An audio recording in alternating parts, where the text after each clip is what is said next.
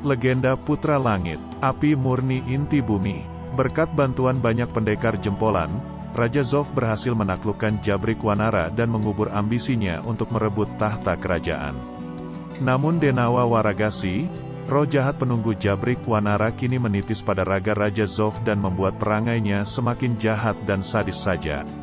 Karena tak dapat lagi menghindar, wajah dan raga sayap api terkoyak. Lalu energi golok Jabrik yang maha dahsyat itu pun memaksa sayap api terpental menembus tembok. Lesatan sisa energi memarlah raga sayap api saat tubuhnya membentur pilar. Sayap malam yang cukup sigap berhasil mengelak, tapi malang bagi jin kayu, sebuah lengannya dipaksa melayang. Wah, pada jurus kedua saja sudah berhasil membelah tubuh sayap api. Sungguh jurus sakti yang maha dahsyat. Kungfu yang mulia memang yang terbaik di jagat. Menakjubkan, jurus Galuk Raib yang begitu sempurna. Tampak sayap api berdiri tegak dengan wajah congkak di ketinggian, berarti gempuran tadi belum berhasil mencederainya. Wah, Galuk Raibnya nyaris sempurna. Bisa kumanfaatkan dia untuk menghadapi Ki Manggalar. Ah, Raja Zofkah itu? Seorang putra langit yang berhasil menguasai kungfu yang luar biasa. Jurus ketiga biarlah aku yang memulainya. Dua bola api yang muncul dari kedua lengan sayap api menukik bak elang menyambar mangsa. Putaran naga api kembar. Ketika sayap api menghentakkan energi lengannya, kedua bola api pun melesat ke arah Raja Zof dari dua arah. Tanpa perasaan gentar sedikit pun, Raja Zof merapal jurus Jabrik untuk mencengkeram ekor lidah api.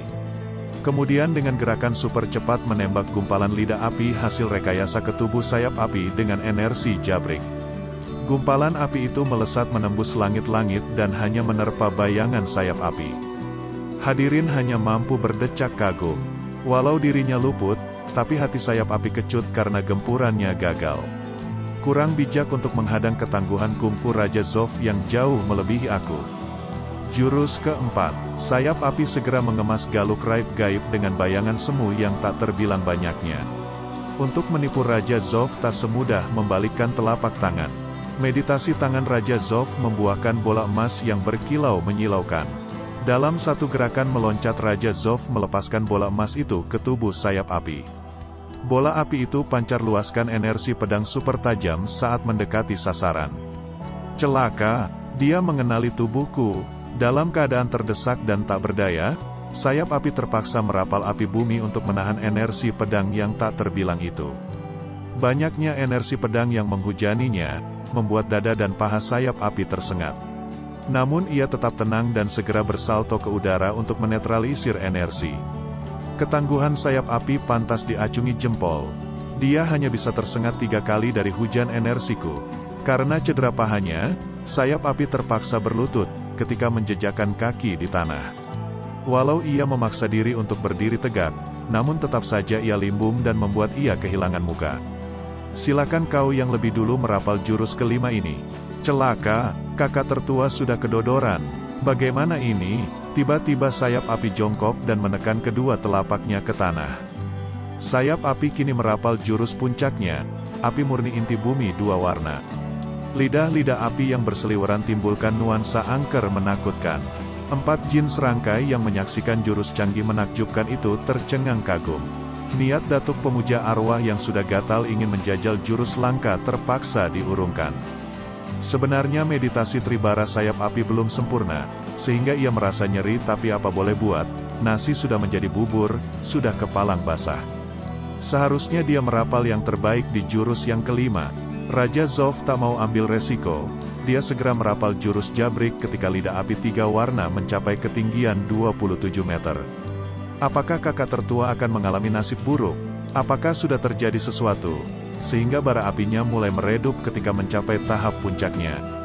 Aneh, energi lidah api itu tampak menurun tinggal 20%.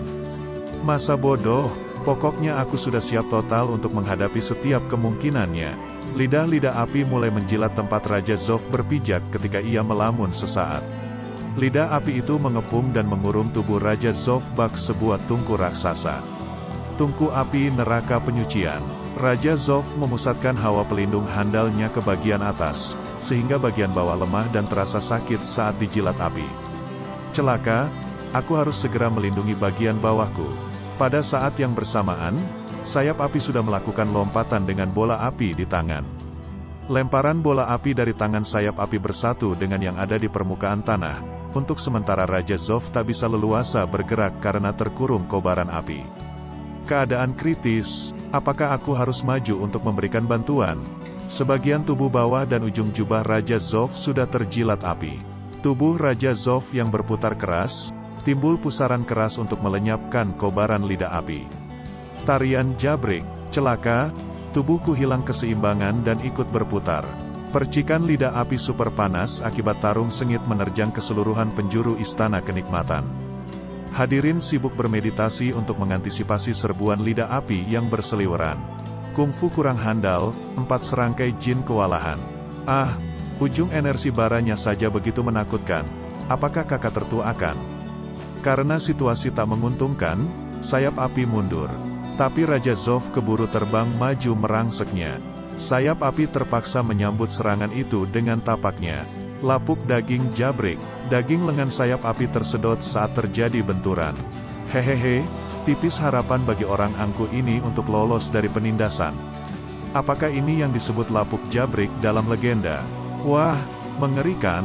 Sayap api berupaya mengerahkan seluruh kemampuan untuk menghentikan lapuk jabrik Raja Zof. Energi lapuk jabriknya sudah meningkat, aku jadi kewalahan. Sebaliknya Raja Zof tersenyum puas. Tiba-tiba Raja Zof menghentikan lapuk jabriknya. Kau ku ampuni sayap api. Tubuh sayap api terhuyung-huyung kehabisan energi saat menjejakkan kaki. Kau puas sekarang? Kau kalahkan aku dalam 5 jurus, aku pasrah apa maumu. Ku ampuni nyawamu karena selamat menghadang 5 jurusku. Kini kau harus tunduk pada datuk pemuja arwah dan mengabdi padaku, tahu? Apa, aku harus tunduk pada datuk pemuja arwah ini? Ah, hei, kau sok jago setelah diampuni yang mulia. Aku akan tunduk dan melaksanakan apapun yang diperintahkan yang mulia. Andai tugas meringkus Raja Wali dan membunuh para pengkhianat sudah berhasil, akan aku anugerahkan gelar Datuk Agung kepada Datuk Pemuja Arwah dan Datuk Muda bagi sayap api. Wah, Datuk Muda, hanya setingkat di bawah Datuk Agung. Terima kasih yang mulia, kami akan melakukan yang terbaik yang mulia. Setelah memenangkan duel dengan sayap api, hati Raja Zof sangat bahagia. Datuk, segera susun rencana dan laksanakan secepatnya. Aku merasa tidak puas di bawah perintah Datuk Pemuja Arwah. Kelak akulah yang memerintahnya. Nah, kini aku bisa hidup mewah setelah penderitaanku selama ini. Subuh hari berikutnya, kemana Nenek Jempati? Sebagai orang luar, rasanya Nenek Jempati sulit dipercaya. Siapa yang berani menjelek-jelekan aku? Rupanya diam-diam Nenek Jempati kembali ke ibu kota untuk menjemput kembang cilik cucunya. Turun dan temui Raja Wali. Kanda Raja Wali. Melihat Raja Wali, wajah kembang cilik yang semula pucat kini berbinar-binar. Kalian berbincang-bincanglah dulu. Kau, Nona kembang cilik. Samar-samar ingatan Raja Wali mengenal wajah kembang cilik yang ayu. Melihat kau baik-baik saja, aku sudah merasa senang. Kembang cilik, kau cedera parahkah demi aku? Raja Wali menggenggam erat tangan kembang cilik sembari memperhatikan cederanya. Wajah kembang cilik yang pucat pasi mendadak merona kemerahan karena malu. Astaga, dia pernah mengalami cedera parah, tapi kini sudah agak membaik. Andai tak keberatan, izinkan aku mengobatimu.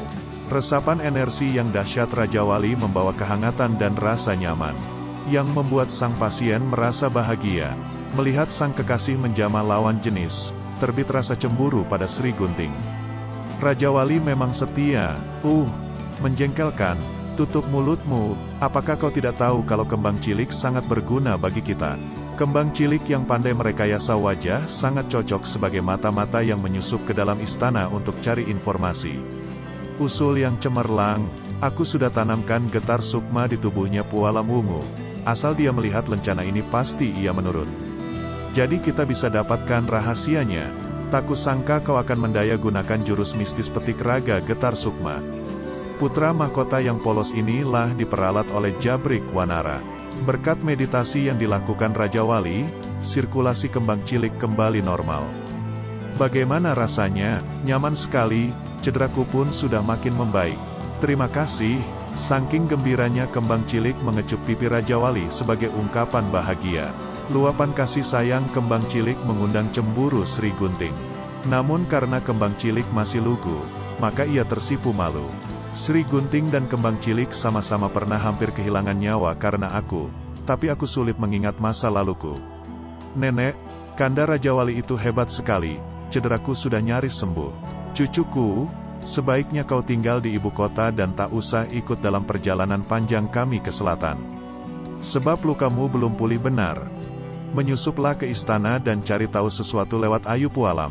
Kembang cilik sangat kecewa gagal pergi sama Raja Wali, tapi dia memang orang yang sangat pengertian. Benar juga, siapa tahu tinggal di ibu kota bisa membantu Raja Wali. Ayo segera berangkat, kita sudah banyak kehilangan waktu.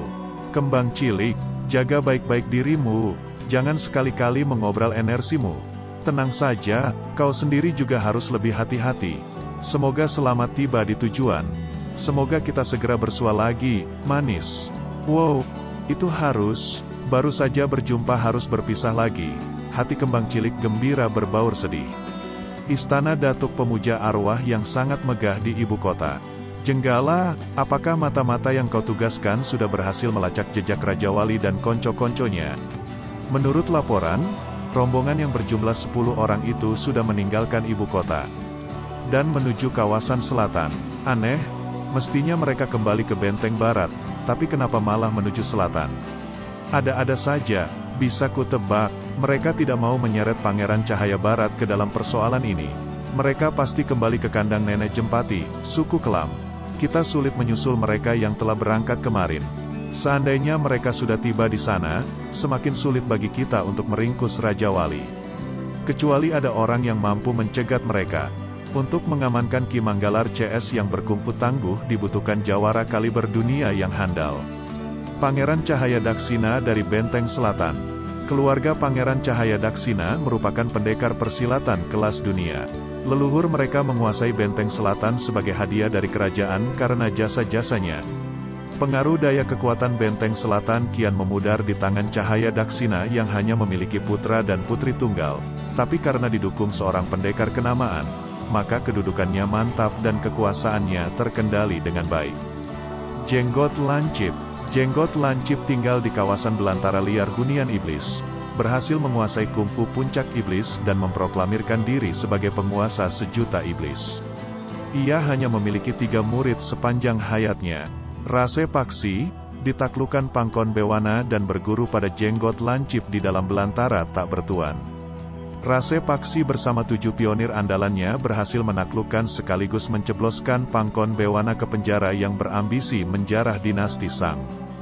Karena jasa besarnya itu, oleh kerajaan ia dianugerahkan gelar Panglima Penasehat yang berkedudukan tinggi. Ia gugur dalam pengeroyokan terjabrik Wanara. Aster Kumayu, 15 tahun. Putri sematawayang Pangeran Cahaya Daksina, berguru pada Jenggot Lancip. Sejak usia 5 tahun memiliki bakat kungfu yang luar biasa dan kecerdasan yang tinggi.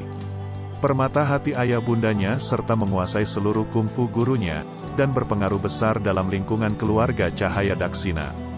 Keistimewaan yang khas Aster Kumayu adalah sepasang bola matanya yang punya daya gaib untuk menaklukkan siapapun tanpa mampu melawan. Lintas Kosmos, 25 tahun. Memiliki 4 pelindung dari perguruan halilintar yang mengawalnya sepanjang 24 jam tanpa henti. Didukung pejabat tinggi dan petinggi negeri, kungfunya cukup berimbang dengan Aster Kumayu yang saya lain ibu. Ibu kandungnya meninggal mendadak sewaktu Lintas Kosmos berusia 10 tahun. Cahaya Daksina mengirimnya berguru ke perguruan halilintar, kembali lagi ke Benteng Selatan pada usia 23 tahun. Pangeran Cahaya Daksina, Janur Gading. Janur wanita bertangan besi yang sangat ditakuti Cahaya Daksina. Lama-kelamaan pangeran hidup di bawah bayang-bayang kekuasaan sang istri. Janur Gading memiliki kungfu yang sangat tinggi dan otak yang cerdas, tapi berhati culas. Sebelum menjadi istri Cahaya Daksina, ia berstatus selir. Janur Gading adalah kakak seperguruan Tirta Kemuning di perguruan Tirta Semesta. Mereka merupakan 2 murid yang berprestasi. Dalam duel memperebutkan pimpinan perguruan yang merupakan tradisi perguruan Tirta Semesta, Janur Gading ditaklukkan Tirta Kemuning. Karena kekalahannya, Janur meninggalkan perguruan dan pergi ke benteng selatan untuk menjadi selir Pangeran Cahaya Daksina. Tak lama kemudian istri pertama Cahaya Daksina tiba-tiba meninggal secara misterius. Walau Cahaya Daksina mencurigai Janur, namun ia tak punya bukti untuk menuduhnya. Demi keselamatan lintas kosmos putra tunggalnya, ia mengirimkan putranya itu untuk berguru ke perguruan Halilintar di kawasan barat. Elang Emas, Istana Benteng Selatan, dibangun membelakangi gunung di atas area 2 mil persegi. Banyak sekali bangunan megah lainnya bertebaran dalam komplek istana.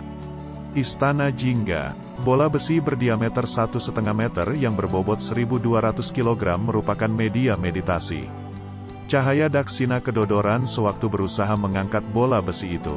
Ototnya yang membengkak, mendadak timbulkan nuansa yang menakutkan. Melihat kemampuan Daksina mengangkat bola besi seberat itu, maka kungfu Daksina di atas rata-rata pendekar kelas dunia. Ia tersenyum puas dengan prestasinya ini. Lalu ia melontarkan bola besi itu ke atas dengan energi penuh. Dengan energi yang terus-menerus ditingkatkan, hawa jingga semakin kental dan bola besi itu mulai berputar. Aku berhasil, ia semakin bernafsu, hawa jingga makin padat, dan putaran bola makin kencang. Wajah pangeran tiba-tiba pucat pasi, hawa jingga memudar drastis. Mundur, bola besi raksasa itu kehilangan daya dukung, menghujam deras ke bumi. Kedua bahunya tergetar dan ia terengah. Para leluhurku sudah mampu memutar bola ini pada usia 40 tahun. Kini usiaku telah 50 tahun. Gasing Lembayung, jurus sakti pamungkas keluarga Cahaya Daksina.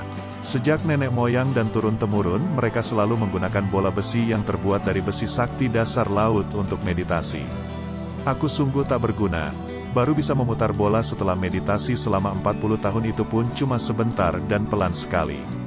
Leluhur pencipta Gasing Lembayung sudah mampu memecahkan bola besi yang maha keras ini. Bahkan tangan dan kakinya bisa merapal bareng. Kapan aku bisa menyamainya? Asal punya tekad membaja, mampu mengasah pilar besi menjadi jarum. Suatu hari kelak aku pasti berhasil. Saat itulah aku tanpa lawan sejagat. Tapi, tanpa lawan artinya sepi. Wah, hati Cahaya Daksina semakin berbunga-bunga seiring ilusinya yang berkembang. Hehehe, hehehe. Dalam mimpi, dia berhasil memecahkan 2 bola besi sekaligus. Tuanku, menteri mohon bertemu, katanya ada urusan penting. Ia terbangun saat sedang menikmati keindahan mimpinya. Menyebalkan, seharusnya aku ini tanpa lawan sejagat. Ia marah karena diusik mimpinya. Kurang asem, masuk, ampuni hamba tuanku. Hamba membawa titah raja yang dibawa elang emas. Titah raja, cepat bacakan. Atas petunjuk yang maha kuasa, maka raja bertitah, sehubungan dengan kaburnya Raja Wali dan para pengkhianat ke kawasan selatan, harap Pangeran Cahaya Daksina segera meringkus mereka. Titah raja ini disertai lukisan para buronan.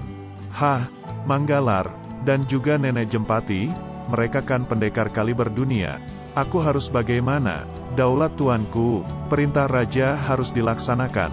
Mohon segera adakan sidang darurat untuk membahasnya. Benar-benar, cepat undang Janur Gading dan para menteri. Baik tuanku, Istana Lembayung. Kakak beradik saya lain ibu ini memiliki ketangguhan yang berimbang. Lintas kosmos, Aster Kumayu, Menteri Putih, Menteri Hitam, Panglima Kera, Panglima Camar. Wanita pengkhianat, ayah, izinkan aku memimpin para pendekar dan 10.000 pasukan untuk meringkus Raja Wali dan para pengkhianat itu. Hanya mengandalkan kau dan para cecunguk perguruan Halilintar. Sombong kau, tapi aku yakin, hehehe, bermulut besar kau ini. Andai pengkhianat lolos dan kita disalahkan oleh Raja Zof, kau berani tanggung jawab. Nyonya, hamba beserta pasukan Kera Jingga siap melaksanakan tugas ini sampai sukses. Panglima Kera yang sudah bau tanah, mungkin kaulah sumber bencananya. Panglima Kera sangat dongkol dilecehkan di depan umum, tapi tak berani berbuat apa-apa. Kalau Putri Aster Kumayu yang memimpin pasukan Camar Jingga pasti sukses. Andai kita bisa membujuk jenggot lancip turun gunung, pasti akan lebih seru. Kakak beradik saya lain ibu itu, selalu berlomba membangun kekuatan yang berebutan mencari kekuasaan. Setuju, aku pilih sungai. Hanya ada 2 jalan untuk mencapai suku kelam, yaitu darat dan sungai. Aster dan Lintas mengepung dari dua jalan tersebut. Bila Aster berhasil, tahta jadi haknya. Jalan darat syarat bahaya, kalau aku ngotot memilih jalan sungai. Wanita culas itu pasti mencegahnya. Ngalah sajalah. Cepat turunkan perintahnya. Baik Nyonya, Lintas dan Aster diperintahkan segera memimpin pasukan untuk memberantas para pengkhianat. Siap Ayah, mereka bersama-sama berkeyakinan penuh melaksanakan tugas. Istana Lintas, Dewa Angin, Dewa Hujan, Dewa Geledek, Dewa Petir. Kungfu 4 pelindung ini sangat handal. Hanya satu kelas di bawah pimpinan di bawah perguruan Halilintar dan sesepuh trio. Berhubung perguruan Halilintar mendapatkan upeti berlimpah ruah dari Pangeran Cahaya Daksina, maka tak heran Lintas punya kungfu terbaik di sana. Ketika berhasil menyelesaikan pendidikan dan kembali ke Benteng Selatan, perguruan Halilintar menyertakan 4 pengawal atas permintaan Cahaya Daksina untuk melindungi Lintas. Setelah mereka bergaul lama, mereka layaknya bersaudara. Kanda, Aster Kumayu yang didukung wanita yang telah melecehkan kita, kali ini merupakan kesempatan baik bagi kita untuk unjuk gigi. Ketangguhan wanita tua dan gadis cilik masih satu kelas di bawah kita, mana bisa berhasil. Ingat, lawan kita adalah Nenek Jempati dan Manggalar. Apakah kita akan berhasil? Kabut racun 7 penjuru Nenek Jempati itu soal kecil. Hehehe, apa sih susahnya menghanguskan mereka dengan sengatan listrikku? Hohoho, perguruan Halilintar yang kesohor di kawasan barat haruskah takut terhadap tikus Manggalar? Perguruan Halilintar paling top di jagat raya, hahaha. Aster Kumayu, gergasi. Aster Kumayu duduk di pundak raksasa manusia kera yang tingginya 6 meter. Semoga pimpinan panjang umur, kalian belum lakukan apapun sejak bergabung dengan kami. Atas kepercayaan yang diberikan kepada kami berempat siap mengorbankan nyawa untuk menjalankan tugas. Diceritakan beberapa bulan yang lalu, saat Panglima Sinengat kabur untuk bergabung dengan Pawaka CS, berhubung kesulitan menyembunyikan diri, mereka terpaksa merantau. Kakak tertua, mengapa tidak ke ibu kota saja? Di sana kita mungkin bisa bekerja. Jangan, kita bisa celaka kalau ketemu Raja Wali di sana. Kawasan selatan adalah pilihan yang paling tepat.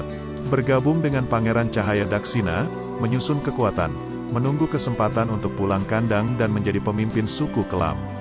Setiba di Benteng Selatan, Sinengat CS berkesempatan bersua dengan Janur Gading. Wajah ganteng Sinengat telah memikat Janur, ditambah kungfu yang mereka miliki, akhirnya mereka ditempatkan di bawah komando Aster. Aster umumkan titah raja di hadapan mereka. Anda tidak salah mempercayakan tugas ini pada kami. Semangat Sinengat CS menggebu-gebu setelah tahu tugasnya adalah menangkap Raja Wali.